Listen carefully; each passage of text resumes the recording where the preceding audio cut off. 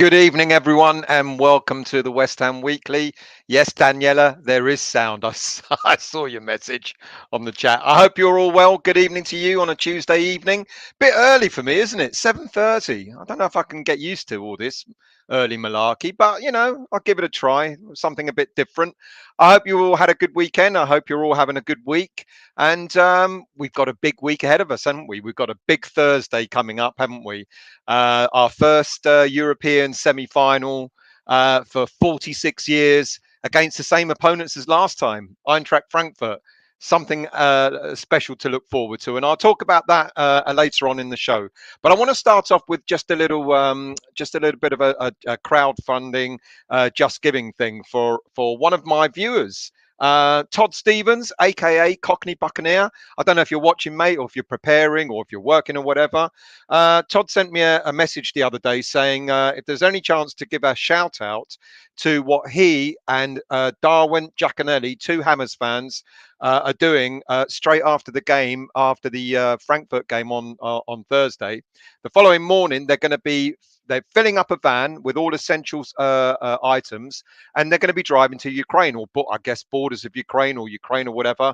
And along the bottom there, you can see a link for Just Giving Aid Ukraine Urgent Services. Click on that and make a donation if you can, because it's a fantastic gesture, and I wish Derwent and his co-pilot or co-driver, a Cockney Buccaneer, Todd Stevens, the very best of luck. So good luck with that, and I'll mention this again later on in the show as well.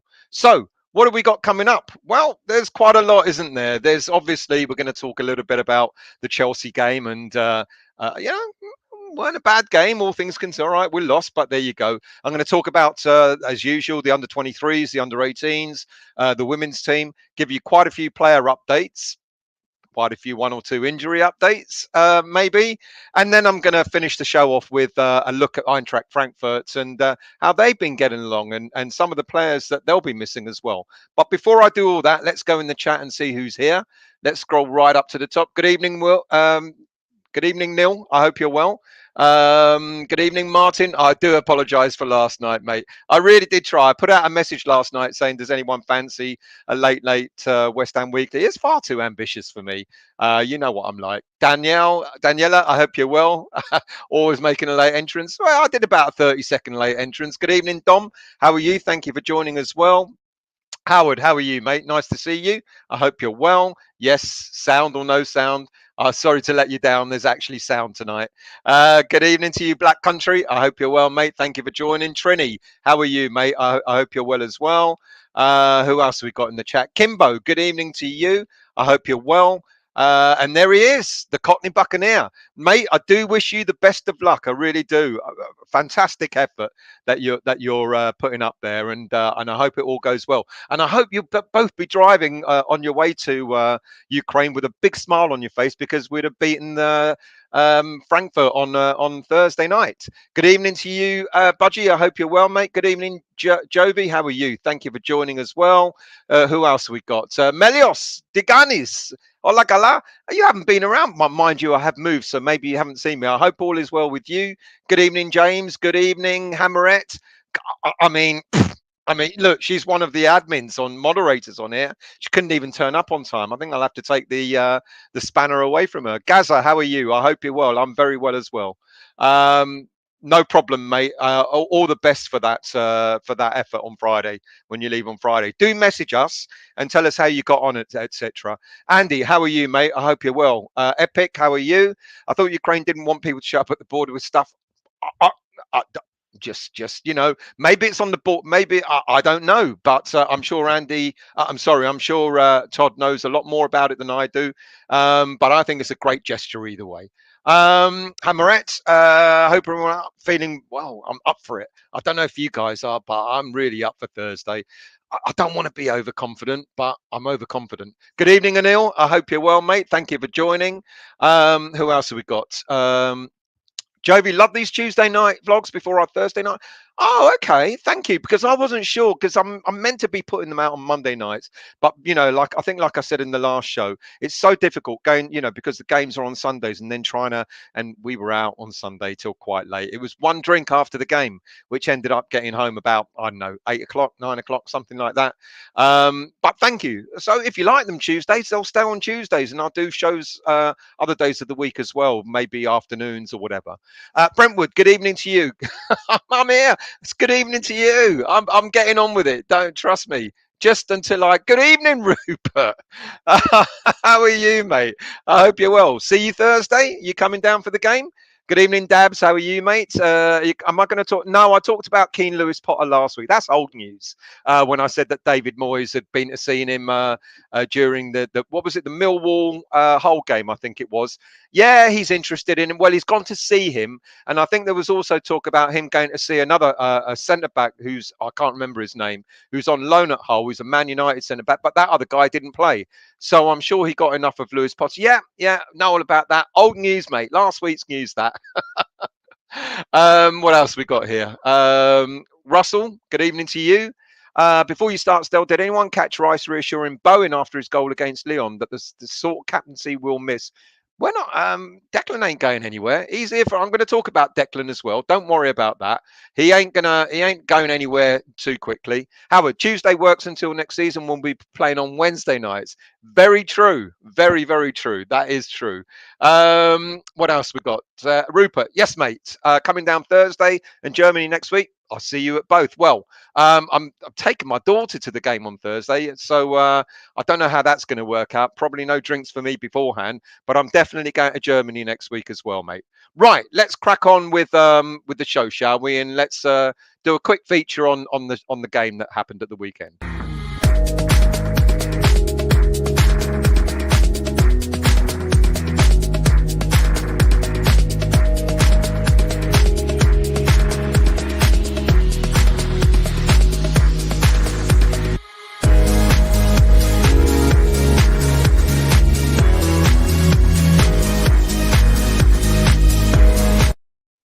So the game against Chelsea, we saw the starting lineup, and I oops, that's the wrong starting lineup, isn't it? That's the under-23 starting lineup.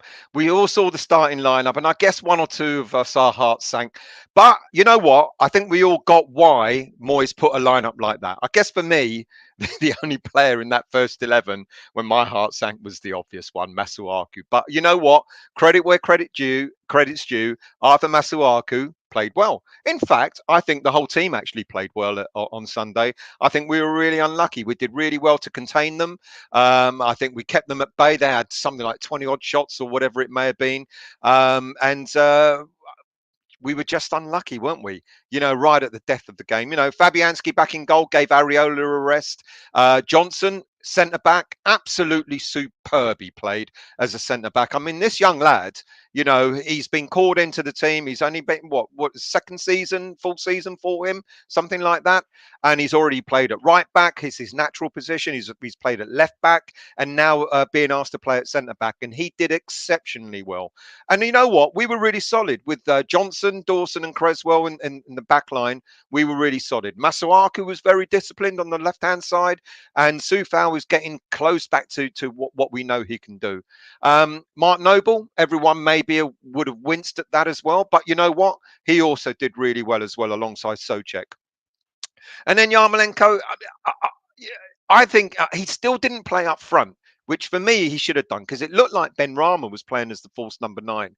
But if it were me, I would have put Fornals and Ben Rama either side of Yarmolenko and got him to play in the middle. But he had a couple of chances as well. But all in all, a 1-0 defeat, given that we were reduced down to 10 men. And the crowd, that the fans, the away fans, were singing loud all the way through the game. We really tried to encourage them, and it just wasn't meant to be. But you know what? Areola, Declan, Bowen, Lanzini, Antonio all got the rest that they really, really needed. I know Declan came on and Bowen did as well. But, for the last 20, 25 minutes or so, I think it was absolutely the right move to make. And I think Moyes finally did what we were asking him to do: use your squad, use the depth. Maybe the likes of Yarmolenko and maybe the likes of Noble and so on don't have the legs or don't have the same level as we've become accustomed to with the likes of Declan and so on. But they could do a job, and they proved on Sunday that they did a job. They did a decent job against Chelsea. Of course, I thought, when you look at Mark Noble and you think they're going to outrun him in midfield and they're going to sort of overpower him, etc. I think he did. I think he did absolutely fine. As for Benny and Yarmolenko, Benny didn't have a great game again, did he? I don't know what's going on with him. He started off so well this season, and he sort of seems to have fallen away, and we don't quite understand why. Yarmolenko, I think, he led the front line pretty well. And then, of course, near the end of the game, the penalty, one couple of decisions. Was it a penalty? I would say, and a lot of people would say, that the foul started just outside the box. But of course, and with VAR as well, why didn't the referee go and look at where the foul actually started? And if he'd have seen that, he would have seen that it was from the outside. But of course, when you're players, strikers, I'm not saying Lukaku cheated, because he kind of did get pulled down. Let's not deny it. But I think when players like that get even a slight touch, they're going to go down in the box and they're going to look for a penalty. But there you go. How feeble was the penalty kick? I don't really care that it was missed. It was a back pass as far as I was concerned. But you know what? It was the goal that came. The irony is when Dawson got sent off. The irony is the gap that was there. He would have been there to clear that ball rather than Pulisic being able to score. And it's a shame. It's an absolute shame, because we did really, really well. I think we put in a great performance. We gave several players the rest that they needed. And like I said, the fans were there singing loud, singing proud. And you know what sort of atmosphere it's going to be like on Thursday. Given the performance that the team put in against Chelsea, it was fantastic. So let's look forward to Thursday. Let's put it beside to one side now. Ironically, we're still in with a chance with top six. We still are, because teams around us are faltering. Man United lost, Wolves lost, etc. The teams above us, maybe they're just slipping away from us now. Arsenal, Spurs, etc. But you never know. Man United, they're not going to claim that top six spot easily. I still think we might still do it. I really, really do. But you know what? All fair and well to West Ham. I think we were fantastic on Sunday. It's just that the result didn't go for us. So it was only one game to review. So let's move on to the academy and the women's teams.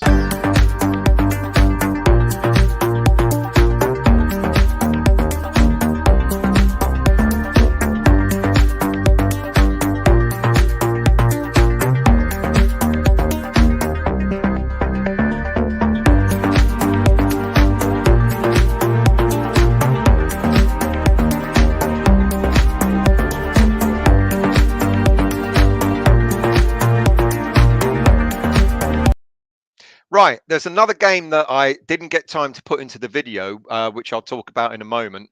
First of all, the under-23s played last week in the Premier League Cup in the semi-final against Fulham, that I really thought we were going to beat quite easily. But unfortunately, we went to a 1-0 defeat, and we're not going to make the Premier League Cup this season, the final of the Premier League Cup, which is such a shame.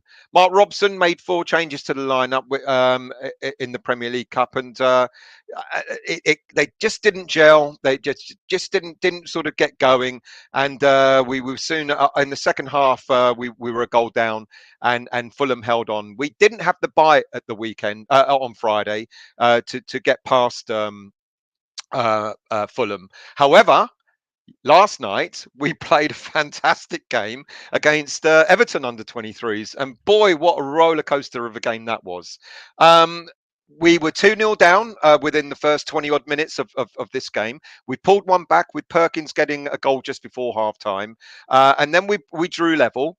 and then Everton got back with a bit of a fortunate goal because there was a free kick. It hit the post and it just came rolling back into one of the. I think our defence were a little bit slack in not sort of falling back and trying to get the ball, but it was 3-3, and then and we went 3-2, sorry, and then we went on to beat them, and it was literally a box-to-box game. But we were superb, and Perkins what was absolutely fantastic in the game, and it was a really, really good win. What that now means is that West Ham under 23s, they can't reach Man City, who have basically won that league, but they have secured second place in that league.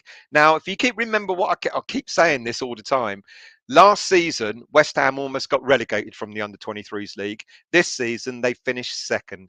What a fantastic effort for the guys. They can't be caught. Second is theirs now, and it was superb for them, and I'm really, really pleased. Moving on to the under 18s.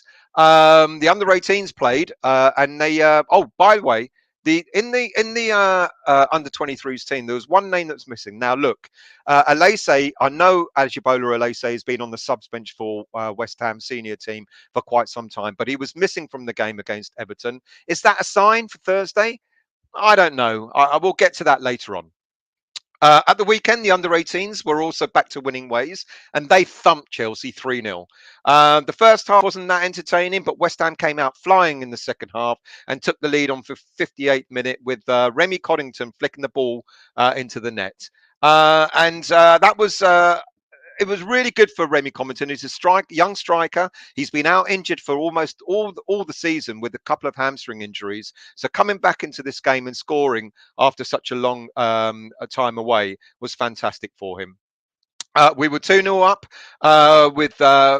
with just 10 minutes to go, and in the dying minutes of the game, we just rubbed the salt into the wound and beat them 3-0. So well done to the under 23, under 18s. Fantastic effort, and they too are vying for winning their league. They're just behind Southampton, who are winning, who are in first place, and we're not far away. I mean, Southampton do have a game in hand, but you never know. Stranger things happened. So fantastic for them as well.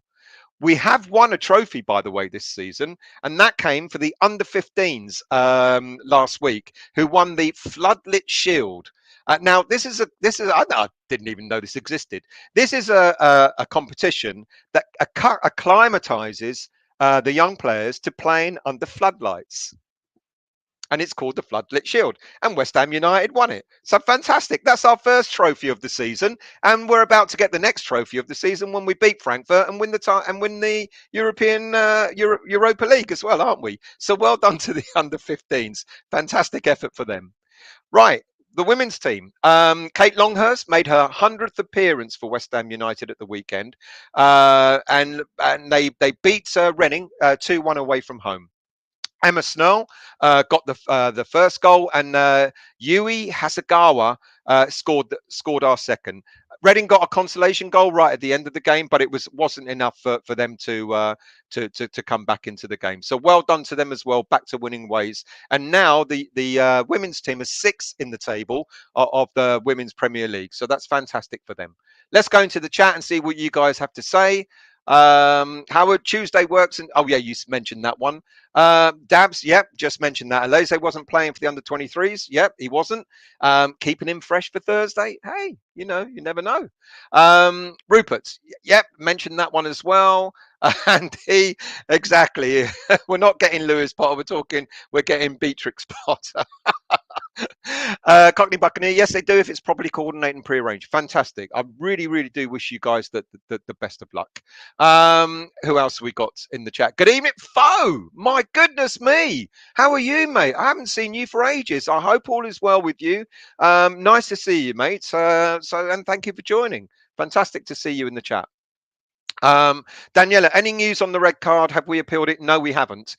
Oh, by the way, I forgot to mention there was a lot of speculation as to how many games Dawson was going to get was going to miss, but just one. It wasn't violent conduct, which would have resulted in a 3-match ban. It's only one game that he's going to miss, so that he's only going to miss the Arsenal game. Grant, good evening to you. I hope you're well, mate. Thank you for joining as well. Martin, Chelsea really got out of jail on Sunday with that result. They absolutely did.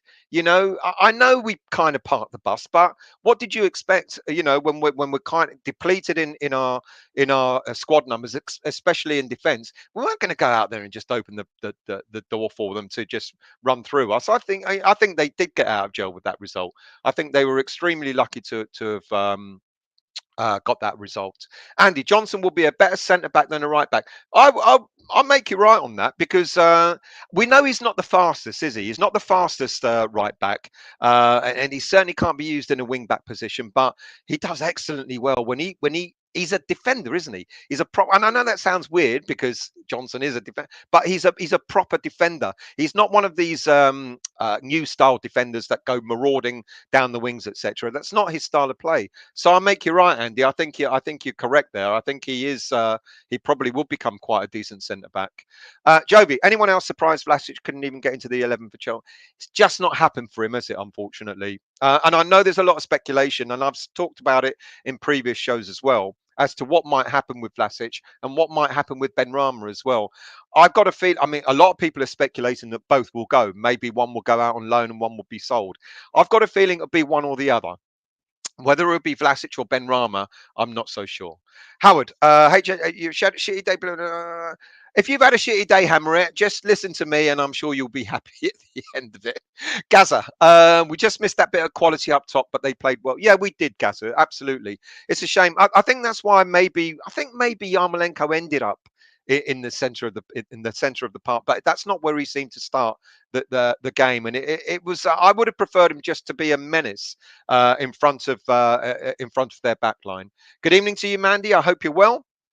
At least Yarma hits the target. At least Yarma hit the target, even if it was from 6 yards. Yeah. I think he had a couple of efforts. One where the second effort, if he'd have been a bit more controlled, he could have maybe dinked it over the keeper. But that's why we need a striker, a natural striker, to be able to do that sort of thing. Trini, they beat our B team only after we went down to 10 men. Absolutely. Grant, Vlasic just isn't a Moyes player. Not sure what he needs to do. Why did he buy him then? It's all a bit weird, isn't it? Really, especially given the January transfer window. Maybe Moyes got burnt in the summer transfer window with the likes of Vlasic, etc. And that's why he was a bit more cautious in the January window. Who recommended him? I don't know how the Vlasic. Look, I'm not putting Vlasic down. I think there is a good player in there. Maybe he just needs a bit more time. I don't know. Dabs. A £2 million brick wall pocketed £300 million worth of players for 85 minutes. Good shout. I like that one. Brentwood. Areola needed a rest. He ain't played a dozen. I was being facetious about Areola because we've got a far more important game to come. Well, far more important game to come on Thursday.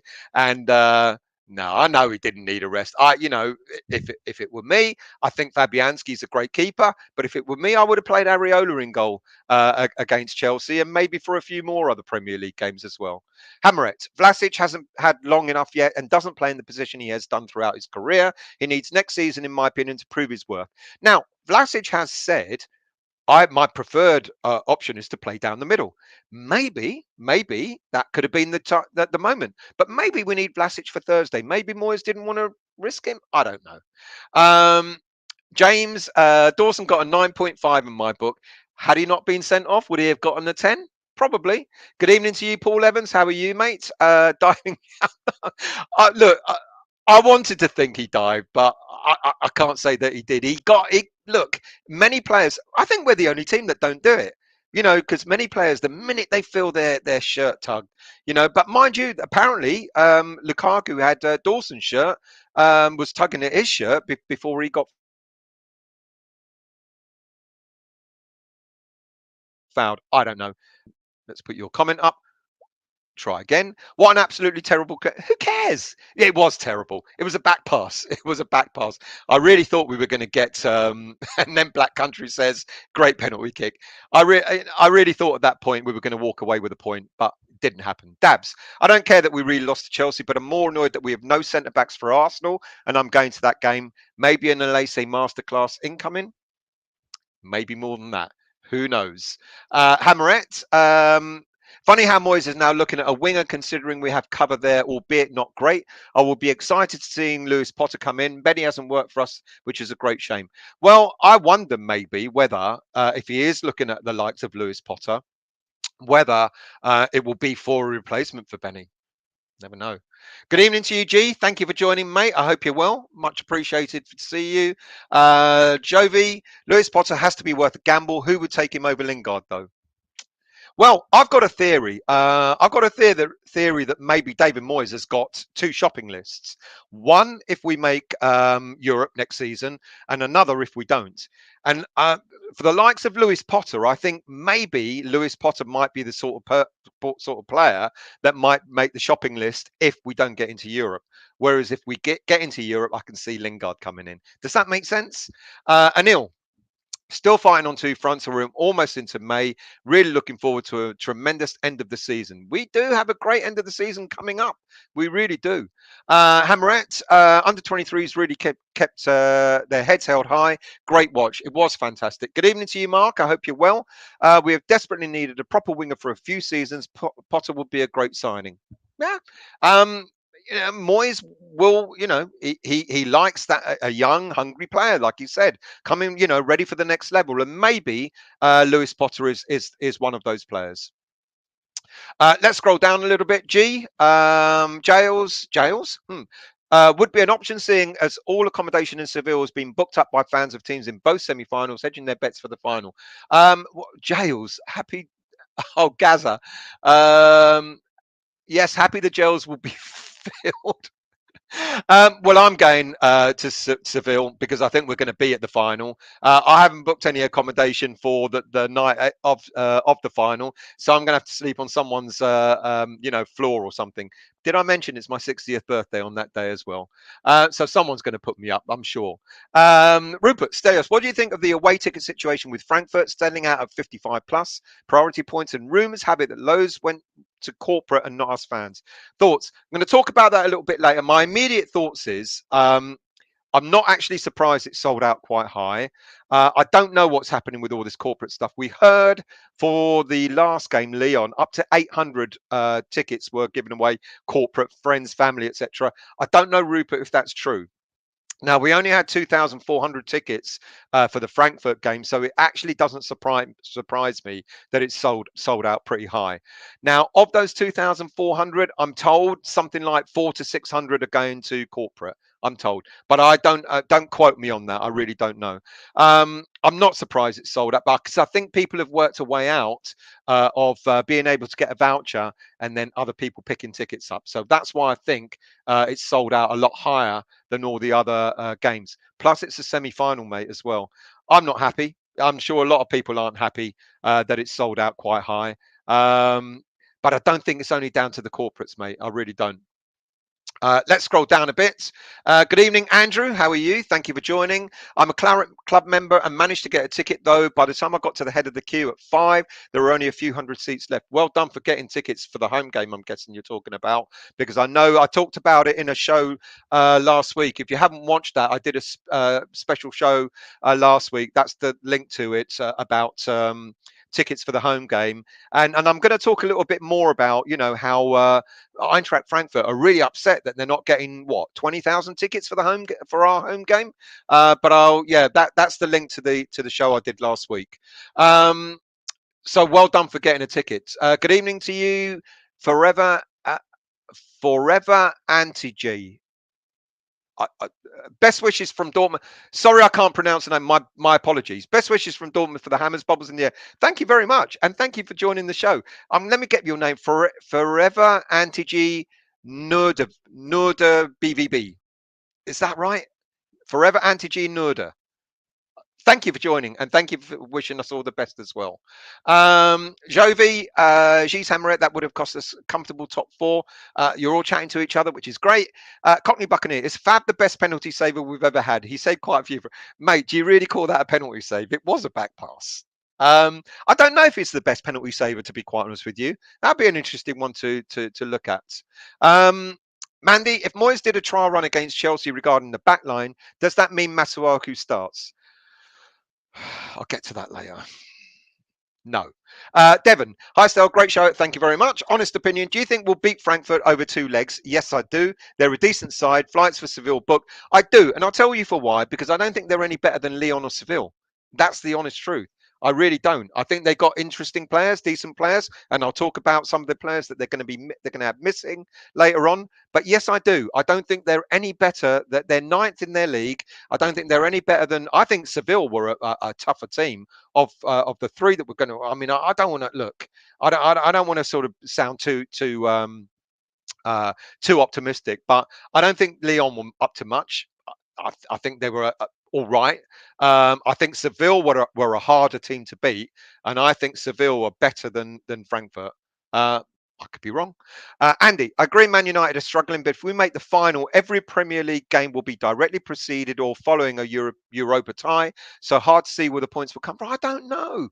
I don't know. Let's see. Let's see. Did anyone think we'd still be pushing for six or European football with the squad that we've got and still in Europa League? Moyes has surprised us all. The squad has surprised us all. So I think anything could happen between now and the end of the season. Mark, Johnson started as centre back and played for England there recently. He absolutely did, and he slotted in straight in. You're absolutely correct. Let's scroll down. Forgive me, I can't look at every comment, but I'll try and put out as many as I can. Trini, the problem with the so-called modern right back or left back is they attack well but defend poorly. True. Give me a solid defender in defence any day. Yeah, totally agree with that. Let's scroll down. Andrew again. There is an argument to open up the London Stadium next week, charge £5 and let the fans watch on the big screen. There is something. I got it earlier on, so I didn't have time to put it up on the screen. But apparently in Stratford, I don't think it's at the London Stadium, that something is happening around the Stratford area where there's going to be fans coming together. I'll try and get some more details for you. It won't be tonight. But or if anyone's got the details, then send them to me. Gaza, Sel, what did the French think of your painted? They thought it was très fantastique. Howard, Vlasic was at Everton, so he knew people there that were there. Him, Vlasic was at Everton, so he knew people that were to him there. But I think Vlasic was a knee-jerk reaction for not getting Jesse. Was he? Possibly. You might be right there. Cockney Buccaneer, the Premier across the water, but it's much tougher over here. Very true. Epic. It's frustrating to see Fabianski's name on the team sheet these days because you just know he'll make a couple of good saves and then concede. Of course, his fans will say he didn't do anything wrong. I can't blame him for the goal. I think it was just unfortunate that Dawson was sent off, and he would absolutely have covered the space that that Pulisic had. Dawson would have been on that, and it would have closed him down. So I can't blame him for the goal against Chelsea, to be honest with you. Hammerette type Chelscombe again. I love it when it's talked.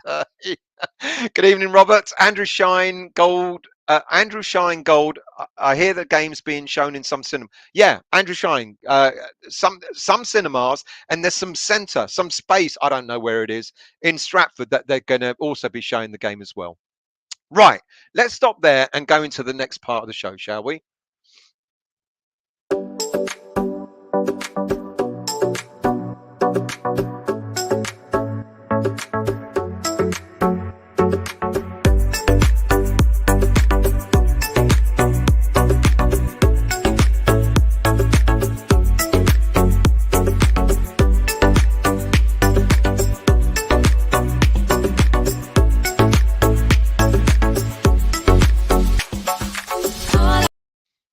Right, so I've already mentioned this. Craig Dawson, it has been confirmed that it is only a one-match domestic ban. He's not banned for the European game. He's only going to miss the Arsenal game. And as people have suggested that, we may now not have any centre backs for the Arsenal game. We may not have, but then again, we may have. Who knows? I mean, David Moyes keeps things close to his chest. He may surprise us all come this Thursday. You just never know. Right, what about some loan players? Mipo Odebeko. Now, here's a young lad who joined West Ham last season. He was given a couple of run-outs. I still maintain that the run-outs he was given weren't right for him. If you remember going back to last season, I can't remember who we played in the cup, but he was given about 3 minutes in the cup game against a lower team, and then he was put on away to Man United in the cup, and then he was taken off at extra time, and it must have absolutely ruined his momentum. The poor guy. He was out on loan. He's not had a great time out on loan. But his team that he's out on loan at the moment, Doncaster Rovers, I think they've just been relegated or on the cusp of relegation. And the manager of Doncaster said, that the loan players here won't feel the same pain as the players that get paid here, etc., etc. And Odebeko came out and said, and great, good lad for saying this, no one wants to get relegated. I don't want to get relegated. I'm part of Doncaster Rovers. Obviously, I do go back to West Ham at the end of the season, but it still hurts to get relegated. I've come here with a task and ambition, and obviously I've not managed to do so. Obviously it hurts now, and saying it doesn't hurt is ludicrous. I'm quite glad this young lad has come out and said that, because it shows that even when you're out on loan, it means something to you. You go out on loan, you try and prove your worth. That's what a whole loan is all about. So of course players are going to feel upset, and it ain't great for any player. And I know it's worse for the Doncaster regular players, but even for Odebeko to come out and say that, I think was great. He didn't play at the weekend. He was ill, unfortunately. I don't know if that was just coincidence or not. But I like Odebeko. He's still quite young. He's 19 years of age. Man United wanted to keep, before he signed for us, Man United wanted to keep him. And he thought he would get a fast track route to maybe regular football with West Ham. And I hope it works out for him, because I think there's quite possibly a good striker there. Another player out on loan, of course, is Connor Coventry, who is in absolutely sparkling form for the MK Dons at the moment in the second half of this season. Coventry was also interviewed, and he said, I've experienced a lot within the year on the pitch. My mental state is a lot more developed than it would have been for the first of the season, and I feel in a much better place to be challenging next season. Basically, Connor Coventry is saying he feels he's ready to be challenging in the first team, or at least be considered for the first team, the West Ham team, next season. He talked about Ben Johnson's progress, and it says it gives him hope. We've been friends since the age of 10. It shows you how young players from the academy are good enough to play. I have more belief in myself, more experience, more knowledge of game, and I'm hungrier. It's my club. I've been there since the age of 10, and that's where I want to play. We know Mark Noble is going to retire at the end of this season. We know there's a gap to fill there. Alex Kroll isn't going to fill that gap. Why not? Why not someone like Connor Coventry, who has been in absolutely fantastic form for the MK Dons in the second half of this season? He played at the weekend, and he helped the MK Dons to a 2-0 win over Morecambe, and he helped them gain 70% possession of the ball against them. So well done to him, and I really do hope that he comes back stronger and better, and is a player that we can maybe look forward to having in the first team next season. I'm not saying he's going to walk into the first team, but we need strength in depth. And why not someone like Connor Coventry? Joseph Anang was played at the weekend for St Patrick's Athletic. He kept his 6th clean sheet of the season. Nathan Holland was an unused sub for Oxford United. And Nathan Trott, our goalie Nathan Trott, unfortunately got relegated with his loan club Nancy, 2nd division, down to the 3rd division in the French league. So commiserations to him. We have some injury news. Ogbonna. Now, we've been talking about him on, off. Is he going to make it? Is he coming back? Is he going to be back in time for first team football before the end of the season? We think it's a little bit too soon for him. As we know, he travelled with the first team for the game against Lyon last week, but I don't think he's going to be back in time. Issa Diop, is no news good news for Issa Diop? We've not heard much about his injury situation at the moment. Now, we believe we believe that he may not just be back in time for any of the games, remainder of the season. But I would say no news is good news. If we don't hear about something, then quite possibly he might come back a little bit sooner than we think. Now, there's a whole load of rumor that there's a whole load of clubs interested in him. Apparently, Monaco are interested in him and they want to buy him for £12 million less than we bought him for. And apparently, Man United are looking at buying him as well. I don't know. And I heard the story. Was a story going around Twitter this morning about we might be looking at bringing Maguire in from Man U. With the greatest of respect, I'd rather have Diop, to be quite honest with you. But what do you think? Now, Kurt Zouma. Well, let's get the court case over and done with first, shall we? The court case has been set for the 24th of May, a week after the Europa League Cup final, and it will appear in Barking Magistrates Court, charged with animal cruelty under the Animal Welfare Act. You know, let's get this over and done with. The worst things happen at sea, and hopefully, I'm glad at least that it's not going to happen before any of the games, and I'm glad it's going to be right at the end of the season rather than distracting him between now and then. Now, will Kurt Zouma be back in time for the game on Thursday? Um, when David Moyes was interviewed today about injuries, he had a wry smile on his face when when it was suggested that maybe he might have one or two players back. You know, he came out and said, you know, we've got what we've got. And then when he was pressed on whether any other players or Zuma responding well to treatment, etc., he had a bit of a grin on his face, but he seemed unwilling to imply that Zuma was ahead of schedule. We believe that he possibly is ahead of schedule. Whether he's going to make the game on Thursday, I don't know. I've got a funny feeling that he might do. But I'll tell you what, when I get to the end of the show and talk about Eintracht Frankfurt and what team we might put out, you'll see. You see where my thinking might go on all this. So let's see. Right, what a bit about some contract news. Alphonse Areola. Now, look, if it were my way, I'd give Alphonse Areola a permanent contract straight away. There's talk about Fulham now that they've been promoted. We're looking to bring him back to Fulham next season. But I think David Moyes, I think he likes his player. And I think there's no reason why he shouldn't be given a permanent contract. Now, a lot of people are speculating, well, he's on 120 grand a week, etc. And that's why we don't think we'll be signing him permanently. But look, if we are meant to be taking the next step up, the next level, West Ham United on the next level, then we're going to have to start thinking about paying players that kind of wage. There's talk about Declan being offered 200 grand a week. There's talk about Soucek being offered 70, 80 grand a week new contract. There's talk about Bowen going on 100 grand a week. So why not a really, really decent goalkeeper like Areola being signed permanently for 120 grand a week? Look, we know at the moment that PSG, his club at the moment, his permanent club, are subsidising some of that 120 grand a week. So if we do sign him on a permanent, we've either got to offer him that or offer him some sort of incentive, maybe to stay with us. PSG have got goalies coming out of their ears. You know, apparently they've got 9 keepers on their books, and most of them are out on loan at the moment, of which Alphonse Areola is one of them as well.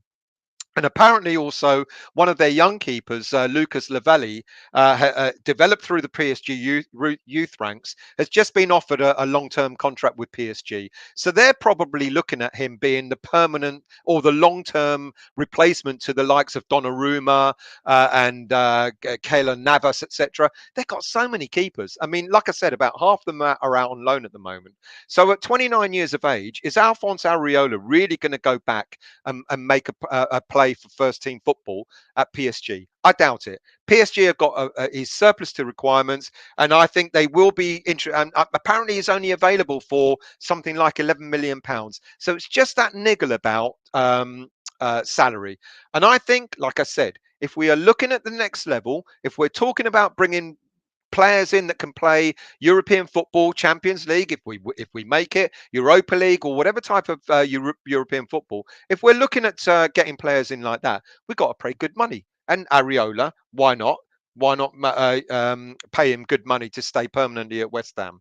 He's made 282 senior appearances for all teams that he's played for. He's played for PSG, he's played for Real Madrid, he's played for a number of top teams around Europe. He's experienced Premier League football, French League football, Spanish League football, Champions League, Europa League as well. And of those 282 appearances, 116 clean sheets. That's a very good 42% ratio.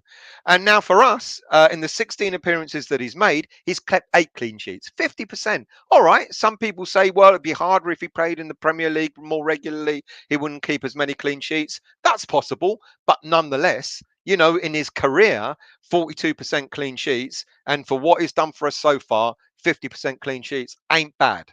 Ain't bad at all. Now, there's been talk about other players that other goalies that we're looking at maybe bringing in. There was talk last week about Burnley's Nick Pope. If they go down, then maybe we might be in for him. I don't think Burnley will go down, to be quite honest with you. So I don't think that's going to happen. And there's also talk about Everton's Jordan Pickford, also maybe being considered at West Ham if Everton go down. And I think, let's have a look at their stats and see who's best. If you look at their stats now, obviously I could only conduct the stats for. There's also Sam Johnson as well, who's going to be on a free from West Bromwich Albion at the end of the season as well. Now I can only compare the stats for Areola in UEFA Europa League because that's all he's really played. He's played one game in the Premier League. But you look at the stats for the other goalies, West Brom keeper in the Championship, Johnson, Nick Pope, and also John Pickford in the Premier League. Areola save percentages of the three, and you can only go by the games that they played. He's got a better save percentage, he's got better distribution accuracy, his opta performance index is higher as well. He's not a bad keeper overall. And the next one that comes after him is Nick Pope. But Nick Pope, what would he? Nick Pope is 30 years of age. He's on around 59 grand a week, 60 grand a week. So if he comes to West Ham or any other team, he's going to want a pay rise. What, 70, 80 grand a week, something like that. But he probably also cost about 15 odd million pounds to buy. Jordan Pickford, he's the youngest of the four keepers. He's on about 100 grand a week at Everton, and he'll cost a lot more to buy as well. Johnston at 29 years of age, he'll come on a free. There'll be a signing on fee. But he's on the lowest salary. He's on about 30, 40 grand a week, 35 grand a week, something like that. So of the four, the cheapest one to get will be Sam Johnston, signing on fee and lower wages. Jordan Pickford will be the highest one. So if you're going to look at replacing if you're going to look at a second keeper on a permanent basis, you've got to be looking at Areola or Nick Pope. I say Nick Pope, I think for me is the best England keeper that we've got. I think he's better than Jordan Pickford, to be really honest with you. But Areola's there. Why not? All right, you're going to pay a bit more in wages, but why not? Why not make him the permanent signing for West Ham United and show belief in him? And I think we'll get our just rewards for him. Other players that contracts at the moment. Yarmolenko, he said last week that he's 95% likely to leave. We know his contract ends at the end of this season. He's got an option of another year, but it doesn't look like West Ham are going to trigger that. And Yarmolenko has said that there are teams from La Liga and Serie A who are interested in him, and I think he is definitely going to go at the end of the season. We know. Look. I don't think anyone's ever disputed Yarmolenko's ability, but he's been unfortunate at West Ham because he's had an awful lot of injuries, kept him out for quite a lot of the games. The first season he was with us, he had an Achilles tendon rupture. He missed 32 games that first season, along with other injuries. In the 3 seasons at West Ham, he's missed 59 games in total out of a possible 114 league games. That's quite a lot. Maybe the sunny climate will be a lot better for him. Spanish football, Serie A football is a little bit slower than Premier League football, and that might suit him much better. But you know what? For what he's done for us this season, for the time he's come in and for his performance, for the goal against Seville, etc., We'll go with our massive respect. Thomas Soucek apparently is unhappy. Apparently, he's unhappy that David Moyes has asked him to play a deeper role this season. Apparently, he's unhappy that he's not being considered a top contract like other players. How much of this is true? It's all like, do we really know that he's unhappy? Has he come out and said he's unhappy? Does he look like he's unhappy on the pitch when he plays? No, he doesn't. Look, Soucek is going to be offered an improved contract, maybe something like around 80 grand a week, maybe a 2-year extension or something like that. And I think he is much valued, and I think that all this speculation that he's unhappy is rubbish. He's a squad player. He does what's needed in the team. When he's required to play deeper and help out the team, he's done just that. Okay, he hasn't scored as many goals as he did last season, but that doesn't matter. Our game has changed somewhat. Declan has been going a little bit more forward, but over the last few months, they've been sharing that responsibility. I don't think he's unhappy at all, and I think that we will see Soucek with an improved contract next season. And then, of course, Declan. I mean, not a day goes by that you don't hear a new Declan Rice transfer story. Now, I put that shot up there deliberately. Absolutely deliberately. That Tuchel has gone and congratulated him, and why not? But look. You keep hearing different stories about Declan Rice every other day. 1 minute he's been offered this, next minute he's refused that, next minute he's refused this. This whole thing about refusing another contract, I thought this was old news that he'd refused the third contract. I thought we spoke about that months ago. That he was offered something like 150, 200 grand a week, etc. And I think we've kind of worked it out that it's not about money for Declan Rice. It's about the fact that he wants to win things. And I totally get that. Now, apparently, there's this gentleman's agreement that Declan Rice is going to stay for another season. However, if £100 million offer came in, would West Ham turn it down? I would like to think that we're building, at the end of this season, we'll still be in a European competition next season. And I believe Declan will stay with us. I think he will stay another season with us. He will get an improved contract. And there's also talk about a clause going into his contract that if a team does come up and offer 100 million or whatever, then Declan will be allowed to speak to that team. I don't think West Ham want to put that clause in, but I don't know. I guess we'll find out sooner rather than later. But it was quite interesting also, when was it? Yesterday, when Moyes was asked yet again about Declan Rice and if he'd refused the contract. And he said Moyes said, I don't know who put it out publicly because we certainly didn't do that. So unless you've got who said it, who put it out there, I really couldn't answer. Who was the journalist that put that out? And the media manager of West Ham said, oh, this guy called Fabrizio Romano. He does the Italian stuff in The Guardian. And Moyes said, so one of the local boys, it's one of the local boys that got the story. Yeah, good. And he laughed about it. I think it's a bit of a slap in the face to Romano. He's got a reputation to keep because Romano hit back and said, oh, yeah, Moyes didn't say that it was fake news. Moyes didn't say it was not true. Oh, come on, for fuck's sake. Moyes ain't going to bloody well tell you or anyone else whether it's true or not. So we don't really know. I love these ITKs who say this is going to happen and that's going to happen and this is going to happen. Yet, in all honesty, it's an awful lot of speculation that's going around, but none of us really know what's going to happen. The only people that do are David Moyes, the board, and of course, Declan Rice's agents, his father. And I think it will all come out in the wash. I hope I'm not wrong, but I think Declan Rice will stay another year. I think he will get a slightly improved contract. Maybe they will agree to the clause in the contract to say if a team turns up, but I think Declan will stay for another year. Also because we've got the World Cup. Declan Rice knows he's going to be playing regular football for West Ham United. He won't go to a team like, I don't know, Man City or whatever, where he might not play every other game.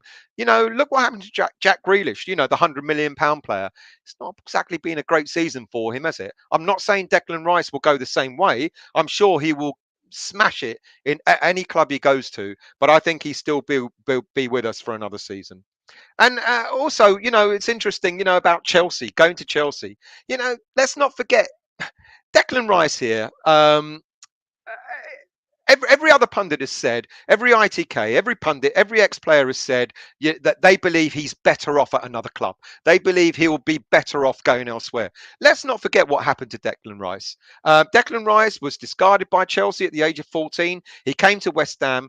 And we gave him the confidence to become the player he is. We gave him the platform to develop into the player he is. And we gave him the belief, to become not only a regular West Ham player and a top player in the Premier League, a top player in Europe, a top player in the world. Not only did we give him that, but he's also become a top player for England, and he's going to be the next England captain, isn't he?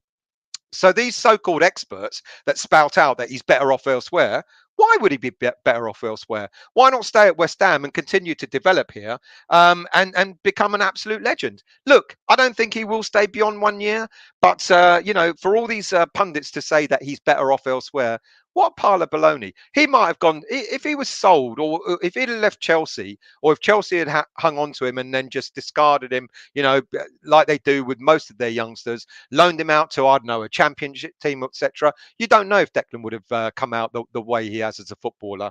I think it's West Ham that deserve all the plaudits for making him the player that he is. Yes, he's got natural talent. There's no doubt about that. But it's West Ham United that made him the player he is.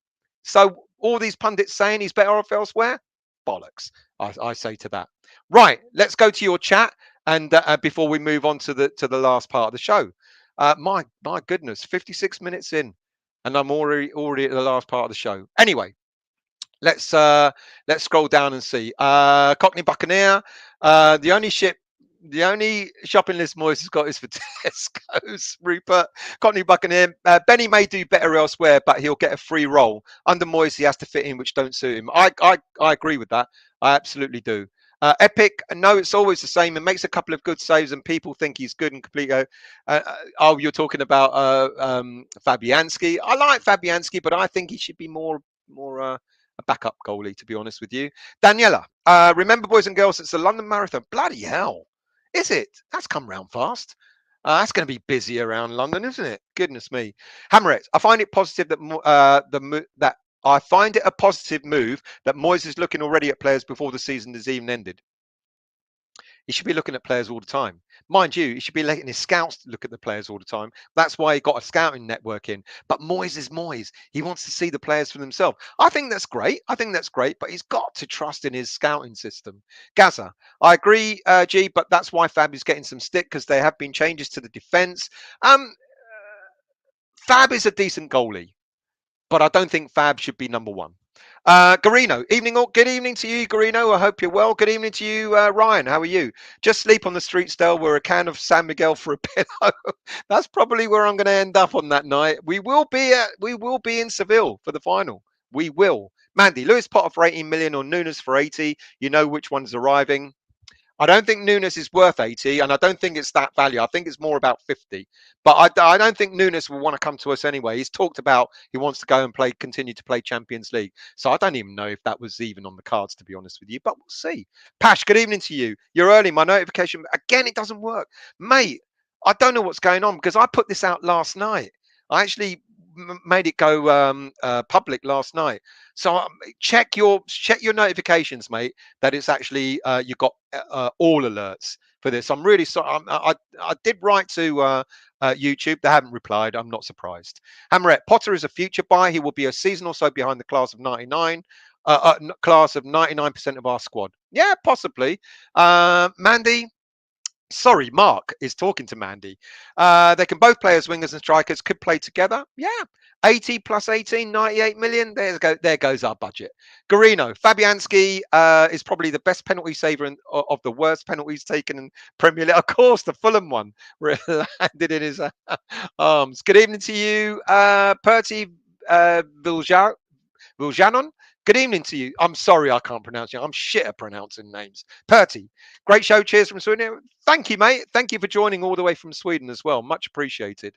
Dabs, remember Frankfurt have got to be considered a good team if they beat in Barcelona 3-0 and they're in the semi. Yeah, look. Don't get me wrong. I'm not saying they're rubbish. Don't get me wrong. Yes, absolutely. You got to treat them seriously. What I've said is I don't know if they're any better than Seville, to be honest with you, or much better than Lyon. But find out on Thursday. Good evening, Beanie. How are you? I hope you're well. Good to see you. Good evening, P-Gads. All squads are tired and hurt. It's anyone's chance. Yeah. Yeah, and they've got quite a few players out as well. I'm going to get to that next round, next part of the show. Garino, Frankfurt left winger is very good. Yes, his name Kosic, I think it is. Whoever is on the right will have to be on their game. It ain't going to be Masuaku. Let's scroll down a bit more. Trini, when we drew Seville, I thought our run was over. There you go. There you go. Ryan, Dawson would have covered the ball and Rice would have tracked Pulis. There you go. I agree with that. What insult? What was that? What insult was it? I want to read it now. Good evening, Mark. We are a different beast now, but West Ham of old would beat big guns en route to semi-finals before succumbing to the mighty Luton and Oldham. How true is that? Gaza, no excuse for Antonio on Thursday. He has had a good rest, and what a better time to start scoring again. Exactly. Exactly. Let's scroll down a bit more before I get to the next part of the show. Good evening to you, Steve WHU. I hope you're well. Thank you for joining, mate. Mark, Badiashile is the man to play alongside Zouma. Talked about him, I think, in the summertime. Who's he play for? It's a French team, and I can't remember which one. Yeah, talked about him in the summertime. He seems like quite a good centre back. Good evening, Pat. I hope you're well. You're very late, mate. I'm almost an hour in. I am an hour in. Shows how late you are. I hope you're well, Pat. Thank you for joining, mate. Who's the troublesome leprechaun? Oh dear. Gee, at least the lack of defenders has decided things more positive, more definitively for us. It is Europa or bust. It is Europa or bust. Absolutely. Neil, it's not the chat. It's them mods. What's going on? Are you upsetting people, Hammerette? What's going on here? Trini, Coventry will be the new Dex. I don't know if he's that good. Maybe the new Noble. How about that?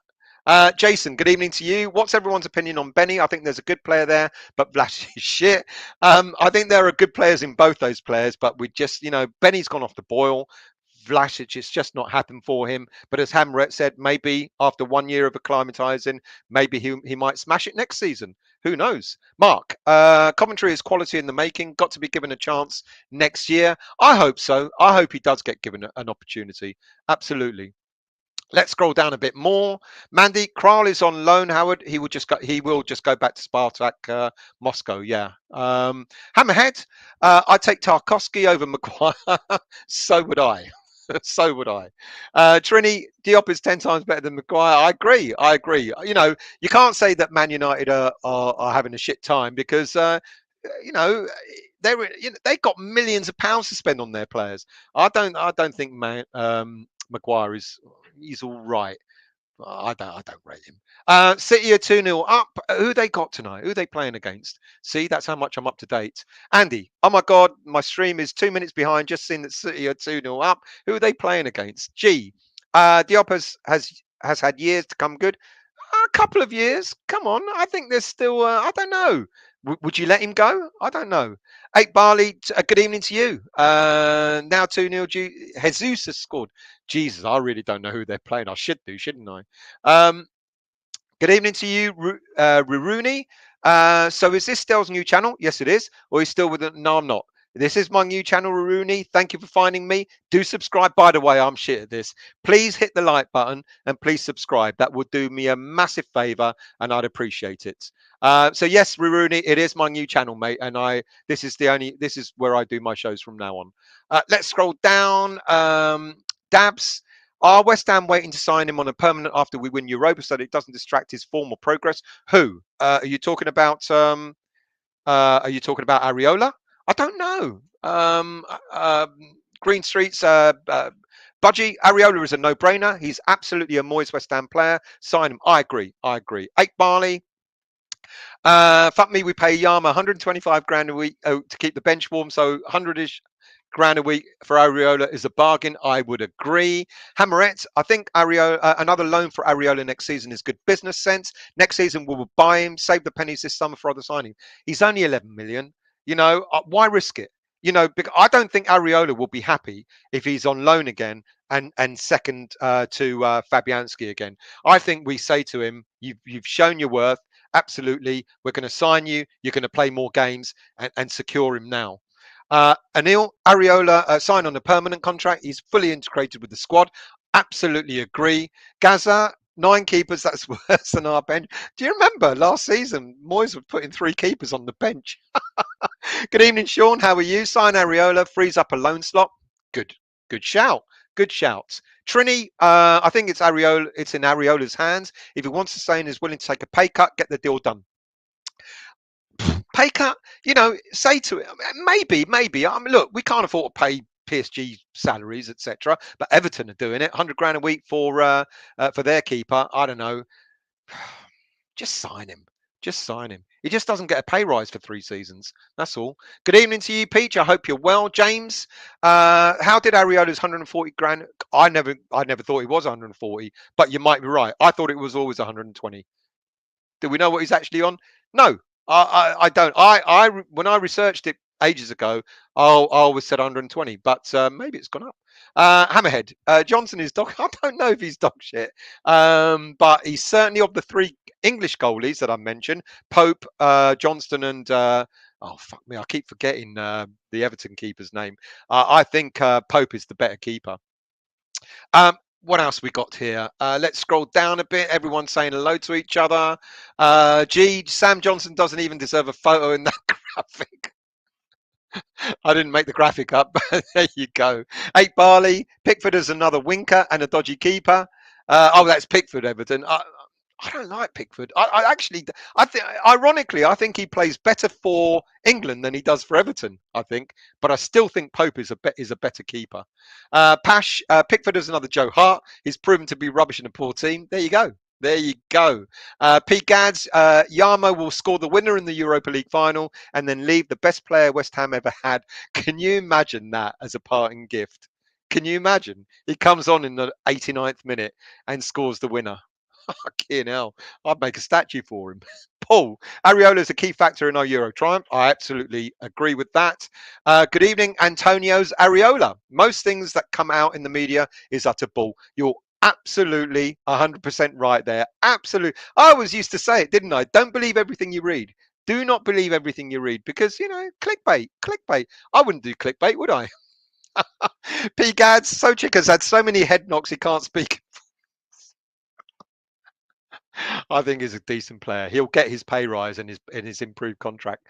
Dombey, Pope is definitely England's best goalkeeping prospect. Pickford is very suspect, and he's a Mackham. What else we got? James. Strange as it may have seemed, but Pickford, Slabhead and Rice was a fucking great base of the spine in the Euros. Like I said, I think Pickford, maybe Maguire also plays better in an England shirt than he does in a Man United shirt, and I think that goes for Pickford as well. Peach, it's Journo talk still about Mr. Potato Salad and the Basmati Billy Bonds. Who's the Basmati Billy Bonds? Antonio's Areola. Antonio's Areola. I just got that. Got to buy Areola in the summer or another loan and then buy him. He's quality. He absolutely is. Romano is a rumour merchant. He got hung out to dry by Moyes, didn't he? Mark, there are no ITKs anymore. Moyes has put an end to the blaggers. He has put an end to the blaggers. That's why, I laugh when I read a thing about, an ITK has said this and an ITK has said that. And I'm like, really? And then Moyes came out with that in his interview yesterday, and it was fucking wonderful. Mr. Areola, fuck the media. Frankfurt has come out today about West Ham, basically how we're punching. God, I hope we beat them. I know, I'm going to talk a little bit about that as well in a moment. Andrew, will we get banned for singing 10 German bombs? If we sing it quietly, maybe not. Daniela, you're right. Romano is a rumour merchant and a regular mouthpiece on Man United YouTube site. He is. Gaza, he will stay when we pick that trophy, pocket that trophy. Howard, Declan whispers, prick and douche. Let's scroll down a bit more. Mr. Osborne, how are you? Great points regarding Dextel. People love to talk, and Rice at the minute and throughout the summer will be the constant. Look, it's been constant for 2 effing years. And the point I made about, sort of people saying he's better off elsewhere, fuck that. We made him the player he is. All right, he's got natural talent. Let's not deny that. No denying that. We gave him the opportunity. We gave him the chance. Chelsea discarded him, thought he was no good. We gave him the chance. That's why he's a top player now, because he's learnt off the best. He's played alongside Mark Noble. He knows how to be a true captain, and Declan has shone at West Ham, and not many other teams may have given him that opportunity. So let's not forget that. Hammerette, please like the channel bit. Thank you. Subscribe if you haven't already. Thank you. And get notification. Thank you, Hammerette. Much appreciated. Gaza, Dex is a machine. He is. He loves playing his football, and he's going to love playing in a West Ham shirt. And I hope we get a really good West Ham shirt when we play in the Champions League next season. There, I fucking said it. Champions League next season. You can guarantee it. Rupert, still, you can top and tail in my bed for Seville. Just hope Wiggy doesn't get jealous. I'm a bit worried about that top and tailing there, Rupert. We'll have to have a chat about that. And I'm going to have to speak to my agent, Wiggy, to see if he's all right with it. Antonio's Areola. I've never been so excited about a football game since '06. Oh, it is exciting, isn't it? Should we get on to that? Let's get on to the final part of the show, shall we?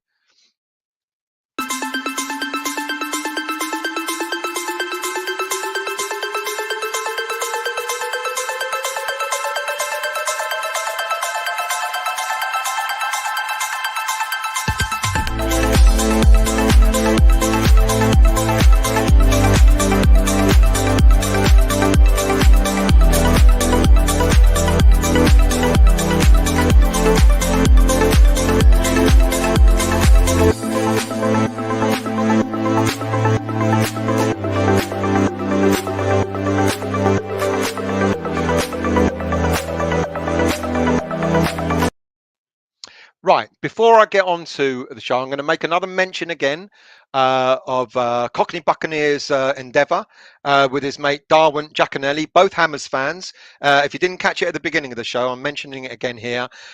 Todd and Derwent are going to be driving to Ukraine the day after the game against Frankfurt. They're filling a van up full of essential stuff, urgent services, etc. You can go online and donate to them as well. And we wish them the very, very best. Fantastic endeavour, great effort. Todd is going to be, Cockney Buccaneer is going to be the co-driver. You're going to be holding the map going left, right, left, right. Is that what you're going to be doing? Is Paul Derwent going to be driving all the way there, mate? No, but in all seriousness, wishing you the best of luck for that. And if you want to make a donation, go to Just Giving Aid Ukraine Urgent Services, which is a fantastic feat. So let's talk about Eintracht Frankfurt, shall we? Now, a couple of days ago, I talked about the whole ticketing issues. If you haven't seen that show, you can click on this link, do it later, make a note of it, do it later. Click on this link and look at the show I did about ticketing. It's been an awful lot of comments, hasn't there, about tickets, etc., and also certainly an awful lot of stuff coming out from the Eintracht Frankfurt side. Look, we all knew that the tickets for the home game sold out within a couple of days, and there were quite a lot of people upset. They couldn't get onto the website. They lost their places. The website kept crashing and all that sort of stuff, and an awful lot of people didn't manage to get tickets. But for those of you who did, well done. It's going to be, it's the biggest game for 46 years, European game for 46 years, and it is going to be one exciting game. And the Germans came out and talked about how upset they are that that West Ham have come out with a statement that we're going to evict any fans that German fans in the home end that have a ticket. Now, I'm not so sure why they're kind of upset with this. Now, we know what happened in the game against Barcelona, where something like 15,000 fans got into the stadium and another 15,000 were around the city, etc. Did Eintracht Frankfurt expect us to do the same for our game, our home game? Look, quite simply put, each team have allocated the away allocation to other teams. So 5% was given to German fans, and 5% for the away game next week has been given to West Ham fans. So of the 60 odd thousand seat capacity, the German fans have got 3,000 tickets for the game on Thursday night, and for us, we got 2,400 tickets for our away game. That's what UEFA expect you to do. I don't really think that anyone honestly would have thought that we were going to just say to Eintracht Frankfurt fans, no problem at all, go and buy as many home tickets as you want so that West Ham fans don't get them. I don't understand it. And so I think, in all fairness, West Ham United coming out with that statement, they're also saying it because of security. There's going to be much more security around the stadium, in and outside, more police. The local council have been speaking to West Ham, have been speaking to the stadium owners about security inside and outside, more stewards and so on. The last thing we want is any trouble in the stadium. And I just don't understand why Eintracht Frankfurt are really upset about it. I don't get it. But interestingly, in the video that I did, there's been quite a few comments that came from German fans, and and they've said quite a few interesting things. One guy said, "Is it okay for Frankfurt fans to buy tickets anywhere?" Yes, it is, he replied. They showed that at Barcelona and at Chelsea when Frankfurt played Chelsea, whenever it was. Would it be okay for West Ham fans did the same? Yes, it would be if we bought tickets in the home end at their ground. That's called fan culture. Now, I replied to this guy and I said, no, I think in English football, I don't think fans from either side would welcome that. He replied, there isn't a culture like that in German stadiums. The only closed areas to away fans is the ultra section. Every other area is open to everyone. Interesting. So they've got a different approach to how they, football and where fans are, etc., etc. Unfortunately, like it or not, it's not the same here in English football. Another German fan wrote, you can stand with me in a West Ham shirt at the Ward Stadion and you can sing as loud as you can. Nothing will happen. If the fans whistle, it's not an attack on you. It's whistling about the game. The louder fans wins, but we would not feel any anger towards you, against you. We are a club of culture and we love football. Wish both teams a good game. I love that statement. He's basically saying, this German fan, it isn't a problem, over in Germany, for fans to stand side by side. Naturally, my reply to him was, get me a ticket for the game and I would gladly stand with you. And you know what? I would. He hasn't replied, so I don't think he's bought me a ticket. But in all seriousness, look, things are different in English football. They really are. It's tribalism in English football. Fans don't stand together. It's just the way it is. And I think rugby in this country, fans stand together and there's not a problem. So, but it doesn't happen in English football. But the one thing I ask myself is, maybe stadiums should, I don't know what you think about this, and I'm only speculating, I'm not saying it should happen, but maybe, if fans abroad have got their ultra section, etc., the hardcore fans where they create the noise, etc., and I said in the review against Lyon, the away game, the Lyon fans were really good. They were chanting to each other behind the goals and it really did create a great atmosphere. Maybe, have hardcore fans, in certain parts of the stadium, and if need be, have a mixture of fans in other parts of the stadium, family sections and stuff like that. I don't know. Would it work? I don't know. Maybe not. Maybe not in English football. But anyway, there were more comments coming out. I think yesterday or today, Peter Fischer, the president of Eintracht Frankfurt, he was scathing about it. About the fact that we were going to throw fans out. And he was ashamed, and he was upset, and etc. I don't know what Eintracht Frankfurt expect. I don't know, the fact that they actually, their fans managed to buy 15,000 tickets of season ticket holders at Barcelona. Apparently that was some kind of protest. Barcelona fans were unhappy with something, and it was that's why a lot of season ticket holders sold their tickets to Frankfurt fans. West Ham fans are just as passionate about West Ham United as Eintracht Frankfurt fans about Eintracht Frankfurt. Why should we sell our tickets or give more tickets to Eintracht Frankfurt fans in areas that are designated for West Ham fans? I'm sorry, Mr. Fisher. You can get as upset as you want, but there you go. It is what it is. And then, of course, Eintracht Frankfurt have upped the ante, haven't they? Because they put out a tweet again. I don't know if it was yesterday or today. A tweet saying, "Now hammer the hammers." Fuck me, fuck me. It's going to be some game. We're going to win. We are going to win. What about some of their team news? Christopher Lenz is the only left back that Eintracht Frankfurt have, and he's sustained a fractured toe, so he looks like he's going to be out of the game. And their only other natural left back was 19-year-old Jan Schroeder, who's not even in this season's squad because he's suffered a torn muscle fibre at the beginning of the season. Then at the weekend, at the weekend, Filip Kostic, who's probably their best player, played as wing back to cover that area against Hoffenheim. Now, it looks like Frankfurt adopt a 3-5-1-1, 3-5-2 system.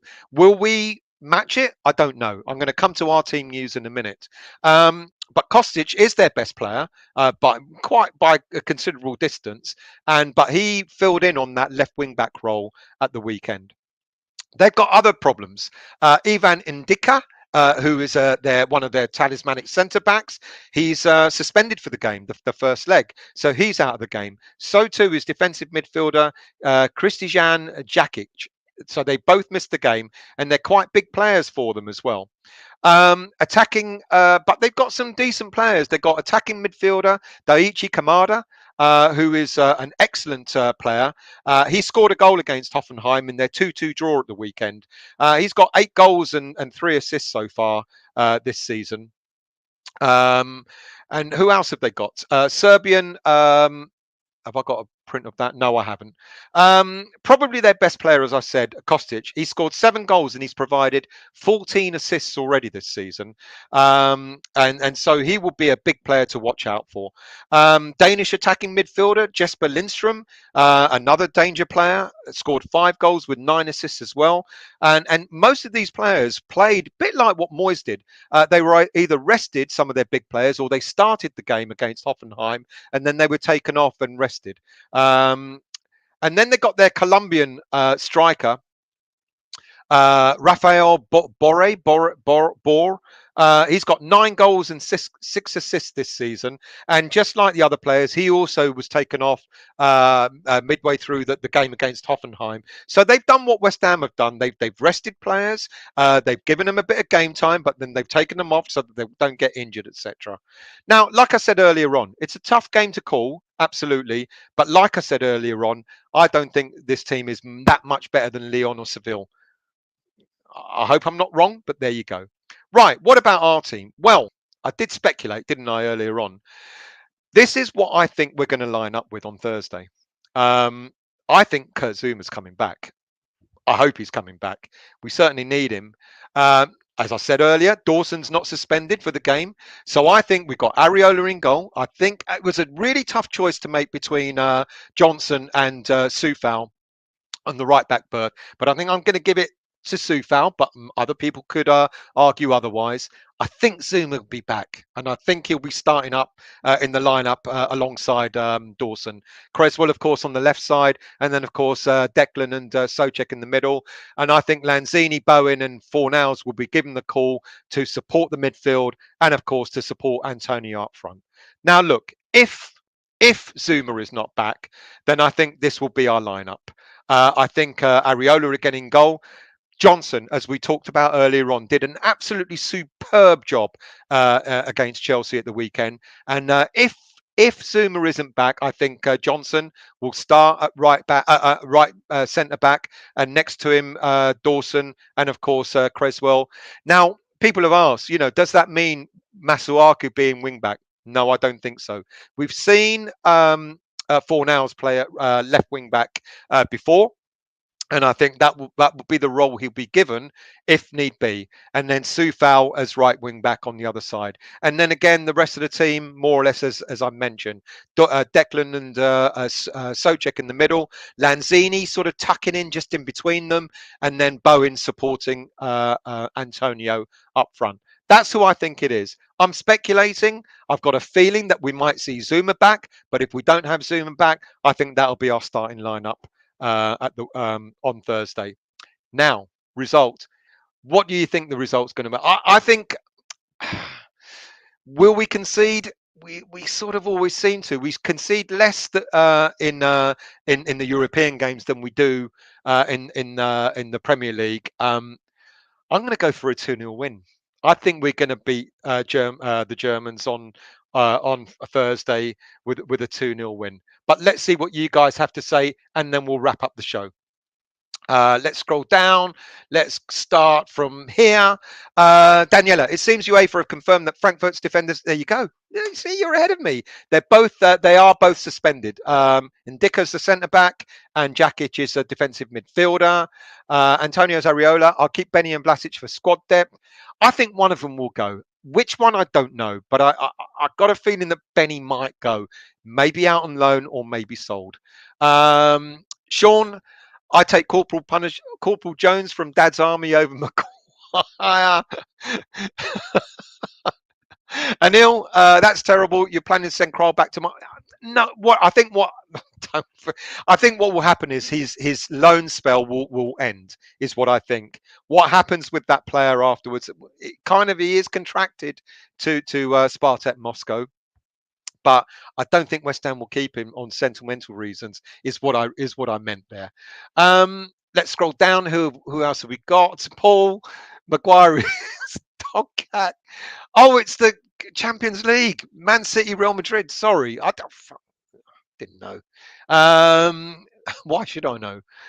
Epic. I heard Belotti was spotted at the International Hotel in Canary Wharf. He's behind the screen. Remember last season? Who was it that was behind the screen that we were going to sign last season? Was it Lingard or someone else? Belotti. I've deliberately tried to keep away from transfer rumours. I will do a show on transfers. You know what I'm like. You know, I'll give in the end. Belotti. Will he come to West Ham United? If we make Champions League, yes, he will. There you go. Dabs, fuck me. David Martin has the easiest job in the world. He does nothing and gets paid for it. Well, he does, train with the squad, doesn't he? Martin, Everton are in big trouble over FIFA, especially if they go down as well. They got to get rid of players, and there are one or two fresh pickings I'd take from them. I wouldn't take their keeper, but there are one or two other players I'd have from them. Hammerette thought Benzema is smashing it, isn't he? How old is he? 32, 33? Sean, Belotti has struggled for goals for the past few years. He's a long way off what he was 5 years ago. There you go. Schizo, good evening to you. I hope you're well. Thank you for joining, mate. I hope you're well. Martin, I always thought Pickford is overrated. I do too. Dabs, Stel, Maguire is good for England, but turd for Man U. Yeah, said it earlier, and you're absolutely correct.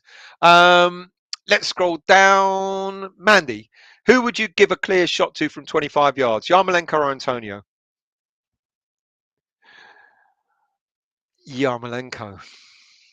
Yeah, it would be Yarmolenko. But he's not known for his long shots. Gaza. Pep would hate it if he missed out on Champions League again. He would do. He wouldn't. He'd go out and buy Declan tomorrow, wouldn't he? Anil, Pellegrini's Betis won a domestic cup. Yarmolenko owes us another important goal. Stranger things have happened. Dabs, Ashby will eventually become a third choice right back. I agree with that. And Longelo should be ahead of Masuaku. I also agree with that. I think now that the squad have done so well, the under-23s, I think we're likely to see quite a few of them going out on loan next season. I think I mentioned it a couple of weeks ago. Quite a number of these players are 19, 18, 19, 20. I think Alese is one of the oldest ones at 21. Maybe actually Connor Coventry out on loan is the oldest at probably 22, I think.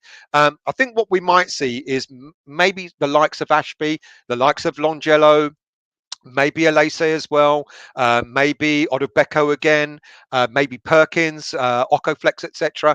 We might actually Okoflex, I think, might make it into the first team. But I think maybe a few under 23s will end up going out on loan next season. Cutting their teeth in maybe a championship team or whatever, and then coming back and then being in the first team or vying for the first team the season after.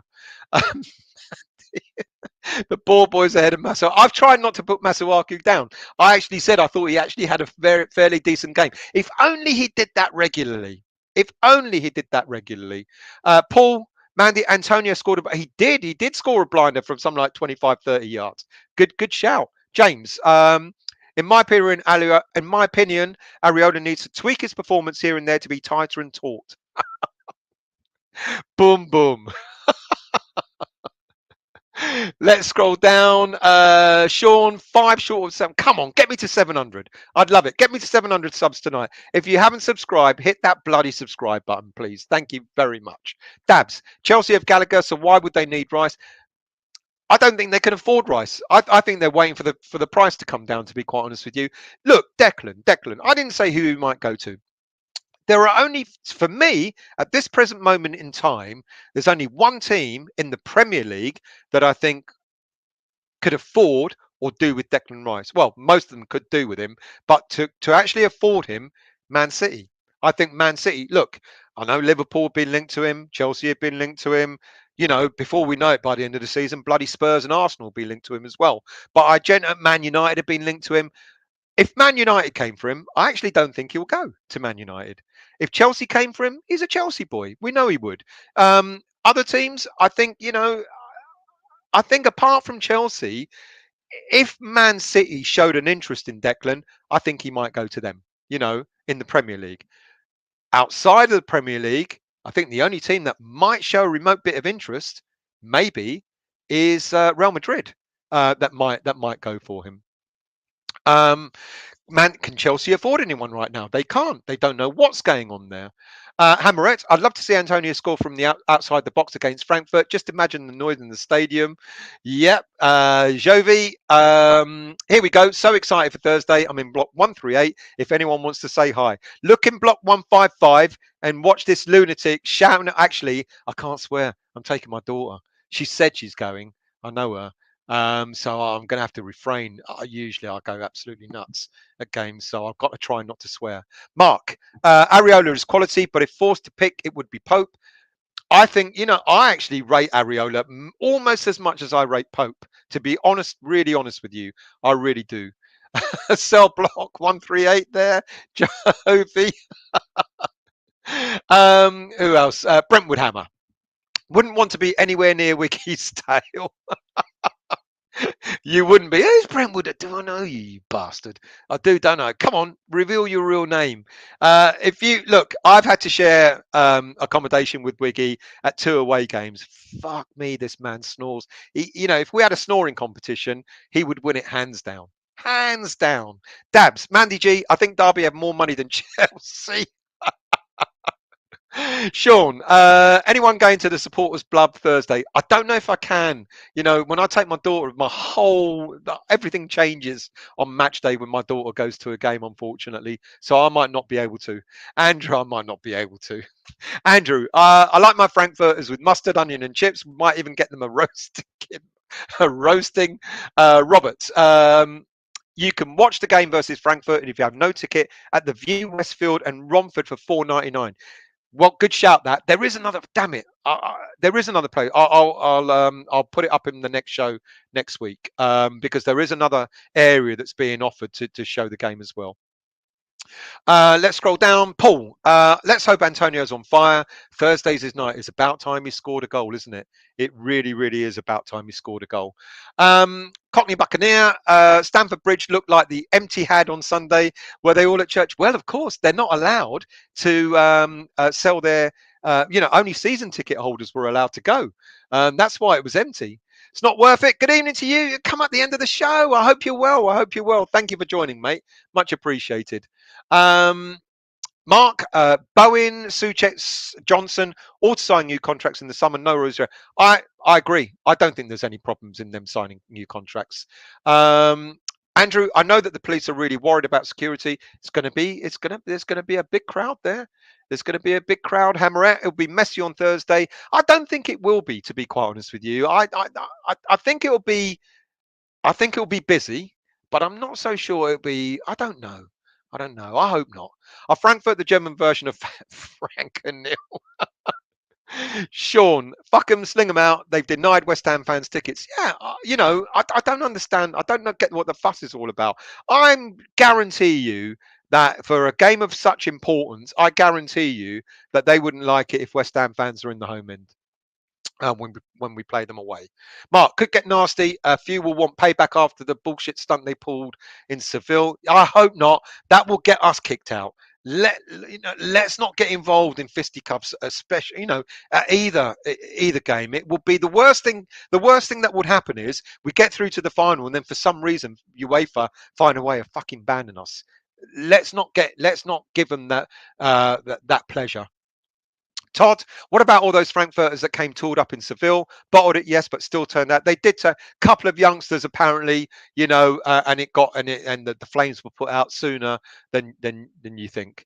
Brentwood Hammer, he wouldn't want to stand next to Wiggy. No one want to stand next to Wiggy when he's had a fart. P Gads, well, sorry, Wiggy, but you clear stadiums out, mate. P Gads, well, Craig Dawson find it hard to stand with a Frankfurter. Howard Hammerette should have her own show. Live reporter for Stell. Do it. Do it.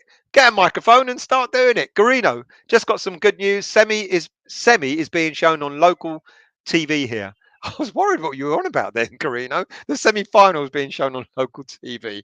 Anil, have the Frankfurt fans already put their scarves on the seats 2 days early? I like that one. Good evening, Ballon Dawson. Going to wear lederhosen on Thursday for the crack. What else we got? Andrew. I would be ashamed to be president of Eintracht Frankfurt. West Ham fans are long suffering, and we would fill the stadium with our supporters. We'll fill it twice over, mate. So I don't know. I don't get why they're upset with us not giving them another 5,000 or 6,000 tickets. I find it really, really odd.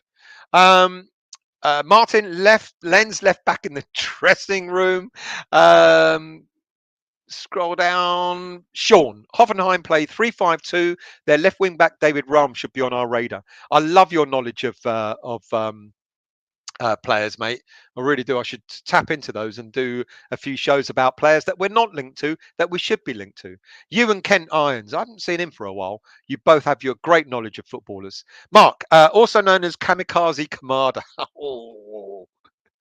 Yes, he is Japanese.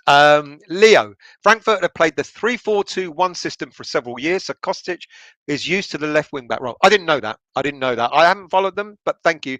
I appreciate the knowledge there. Who's Frankfurt's keeper? I don't know. I have got it written down that they have a number of players out injured, and I think their main keeper is out. Have I got it here?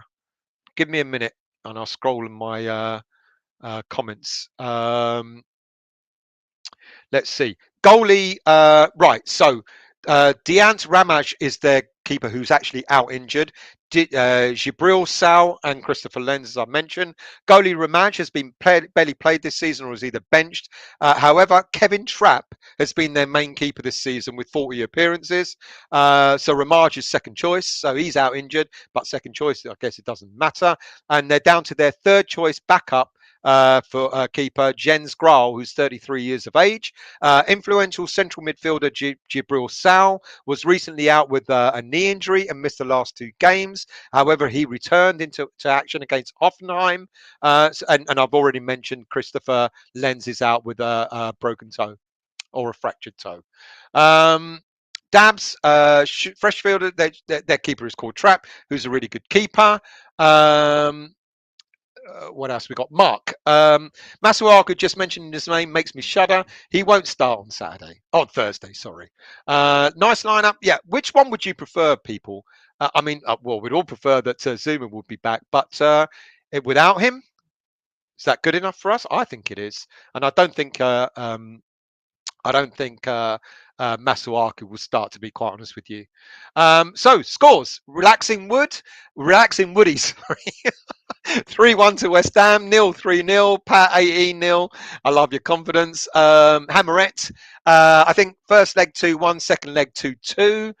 Andrew 2-0 and 10 German bombers. James, I'll be hitting the pub at 4 a.m. on. I thought that was 4 a.m. I'll be hitting the pub at 4 p.m. on Thursday. There's only 2 West Ham fans for miles, and we're both sheep shaggers and smell cow shit. At least we'll get our own table. Paul 3-0, Mark Alexander 3-0, Howard Els 3-0, Antonio Dawson and Lanzini. Sean, first leg, just don't lose. Martin 2-0. Gaza Gonzo said Hammers 3-0.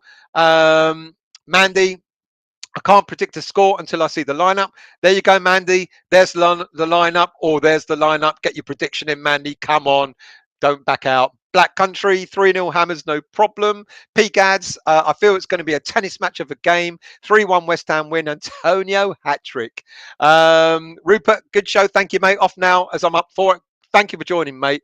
See you Thursday and get the beers in. I can't drink with my daughters with me, so there you go. You'll have to buy me a shandy or something. Mandy, can't see us scoring 3 with 5 at the back. No, we'll just score 2 instead. That's all right. Pash, 3-1, a repeat of 76. James, history will repeat itself, 3-1 West Ham. Any other scores before we say farewell for the evening? Paul Antonio hat-trick, Anil 3-1, history repeating itself again. Daniela, yes, the media news is bullshit today. Some new outlet said we would expect 50 million for Rice. What a crap. Absolutely. What did Steve say? Let's see what Steve said. BCH, you're just saying hello to each other. Henderson, the number 2 keeper at Man U, looks like he's on his way out of there as well. He's a pretty decent young keeper as well, isn't he? Mandy, did you notice against Chelsea when Rice came on, they were reluctant to give the ball to Arthur? I know. Gaza, I thought Occo Flex would be being given some game time. I did too. I did as well. I know they're looking at getting Haaland, but I said what I meant was, if there's any team that can really afford him, and I know they're going for Haaland, it would be Man City. You're singing for me. Thank you very much. Trini, I would hate if Dex goes to Manchester. I would too. And I'm not suggesting that he will, but I would too. Chelsea can only rent him. Not in that way, I hope, Paul. Sean, block 112 here, going with son and daughter. There you go. We're all going with the family. There you go. Andrew, block 137. I'll tell you what, in the 10th minute of the game, just stand up and start waving so we can all see each other. How about that? What a shit idea that is. Black Country Spods cannot afford him. They could. I'm not saying that they could, but I was being facetious when I said eventually every other team in the Premier League are going to get linked to him as well. Antonio's Areola. When Rice goes, I hope it's abroad to Real Madrid. I hate seeing him play against us. And I just wonder if it would be more likely that he'll go somewhere like Madrid, to be honest with you. Gaza, it's going to take ages for Man United to rebuild. Why would Rice go there? Absolutely. Howard, PSG for Declan. Not so sure, I'm not so sure. I mean, yeah, but they got millions of players. Look how many goalies I suggested they had.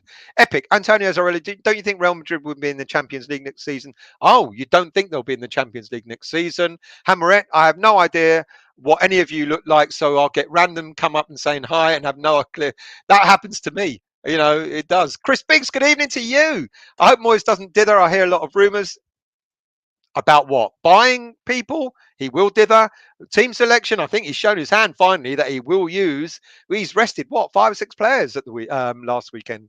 Mandy, will Olympic be selling Frankfurters Thursday over hot dogs? Dabs, don't worry if fights broke out on Thursday. Still would use his daughter as a human shield. I bloody wouldn't. Because then she'll, Dad.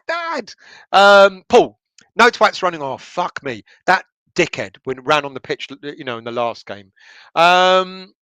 Wiggy, does Wiggy have kamikaze? He has kamikaze farts. That's for sure. I'll tell you that for nothing. Gaza, Stel, is this the first time you've seen us? At a game, yes. But I was, I remember the last semi-final, the 76 semi-final against Frankfurt. I was too young. I was, I think, 14, I think, at the time. Yeah, so it's not the first time. Antonio Areola 1-1. Who's 1-1? What game are you talking about? Or are you giving a prediction for our game? Mandy, nice lineup. There you go. There you go. 2-1 win. Martin, Stel, thanks for that. Pleasure, really enjoyed it. Great content. Thank you, Martin, for watching. Much appreciated.